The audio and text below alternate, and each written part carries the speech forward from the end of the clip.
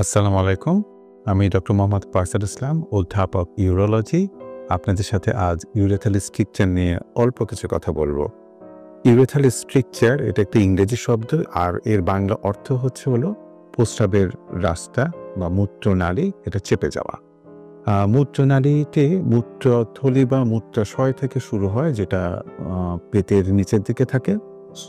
সেটা থেকে পুরুষাঙ্গের মাথা পর্যন্ত আসে।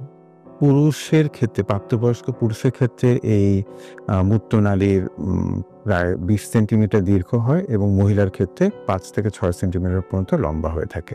এই মূত্রনালীটি পুরুষের ক্ষেত্রে যখন মূত্রথলি থেকে বের হয়, এটা চারিদিকে স্পঞ্জের এক ধরনের টিস্যু থাকে, যেটা খুবই সংবেদনশীল টিস্যু।